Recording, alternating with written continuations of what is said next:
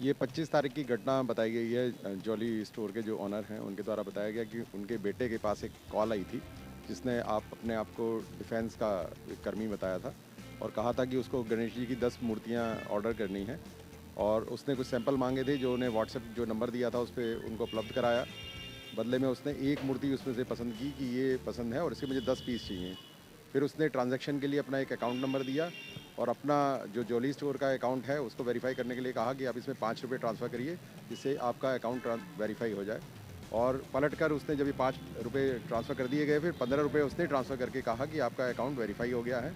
और फिर उसके बाद उसने कहा कि हम ऑर्डर प्लेस कर रहे हैं और आपको इसमें फर्दर इसमें आपके पास OTP आएगा, वो हमसे शेयर करते रहें। इसी में उन्होंने ट्रांजैक्शन किया है। जो जॉली स्टोर के ओनर हैं उनके द्वारा बताया गया है कि उनके बेटे ने उसमें जो बातें वो कहते रहे, इस तरह से कोई ट्रांजैक्शन करते रहे, तो टोटल इनका 44 लाख के करीब इनका पैसा उसमें ट्रांजैक्शन हो गया, जो कि इनका बेटा समझ नहीं पाया। वो लगातार वो OTP मांगता रहा, वो शेयर करता रहा।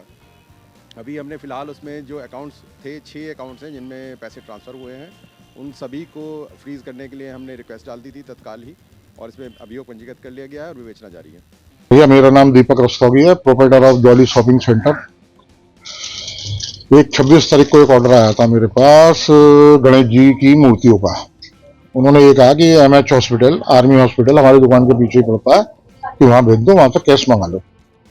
हमने बिल काट के वहां पे भेजा। जैसे ही हमने भेजा तभी एक हमारे पे फोन आता है कि भैया ऐसे ऐसे आज तो बैंक बंद है, कैश की हमारे पे व्यवस्था नहीं है, आप जो है ये हमारा अकाउंट नंबर है, 5 रुपये उसमें ट्रांसफर कर दो। ये गवर्नमेंट के नॉर्म्स के हिसाब से ये है। तो हमने बैंक से अपनी ICICI के अकाउंट से 5 रुपये ट्रांसफर कर दिए। फिर जैसे ही हमने ट्रांसफर करते दोबारा फिर कॉल आती है कि भैया हम आपको पहले थोड़ा सा पैसा ट्रांसफर कर रहे हैं, उसके बाद हम आपको पूरी रकम ट्रांसफर कर देंगे। भाई यही हुआ। फिर जैसे ही उन्होंने ट्रांसफर करी तो एक OTP आया, उन्होंने हमसे OTP मांगा। जैसे ही उन्होंने OTP मांगा तो उसके द्वारा जो है उन्होंने धीरे धीरे ट्रांजेक्शन करके फोन होल्ड करा के बच्चे का हमारे, तो उसको इतना डेमोलाइज कर दिया कि वो कुछ कर नहीं पाया। जैसे उन्होंने पूछा वो बताता रहा। तो इन बिटवीन उन्होंने जो है 11-12 ट्रांजेक्शन कर ली, जिससे 44 लाख नियर अबाउट 44,80,000 रुपए के करीब उन्होंने वो पैसा ट्रांसफर कर लिया। ऑब्वियसली ऐसा होता है कि लापरवाही कहीं ना कहीं किसी स्तर पे होती है, तभी ये साइबर फ्रॉड हो पाते हैं। यदि कोई जागरूक रहे और ये समझ जाए कि OTP मांगा जा रहा है तो क्यों मांगा जा रहा है, क्योंकि ट्रांजैक्शन के लिए आपका इंटरनेट बेस जो भी है, आपकी E-बैंकिंग जो है, कोर बैंकिंग सोल्यूशन में साफ साफ है कि आप OTP शेयर ना करें। ये इंस्ट्रक्शंस आते रहते हैं बैंक की तरफ से भी, और जो भी होगा कोर बैंकिंग में आप OTP नहीं शेयर करेंगे तो आपका ट्रांजैक्शन नहीं हो सकता। वो भी आपका रजिस्टर्ड मोबाइल नंबर होगा, उसी पर आता है। तो ये कहीं ना कहीं चूक हो जाती है। वो बातों में इस तरह से बहला लेते हैं कि ये फ्रॉड करने हो ही जाता है कि मतलब वो कहेंगे OTP शेयर कर दो, हमने आपके पास भेजा है, ये ट्रांजैक्शन हो रहा है, इसको वेरीफाई करने के लिए एक OTP आपके पास आएगा, इसको वेरीफाई करा दें। तो कई बार ऐसे लफाजे वाली बातों में लगा कर वो फिर बेवकूफ़ बना देते हैं, जिसमें ट्रांजैक्शन होते हैं। सप्लाई करनी थी और लगभग कितने समय पहले की घटना है? ये 2 दिन पुरानी बात है भैया। हाँ, 2 सप्लाई किस चीज की? वो हमने गणेश जी की मूर्ति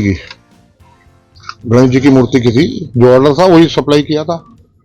तो उसके बाद हमने फिर जब पता चला हमें कि ऐसा एपिसोड हो गया, तो हमने जो है क्राइम ब्रांच में रिपोर्ट की है, FIR लॉन्च करा दी है। अब देखते हैं कि पुलिस से हमारा कितना सहयोग मिलता है।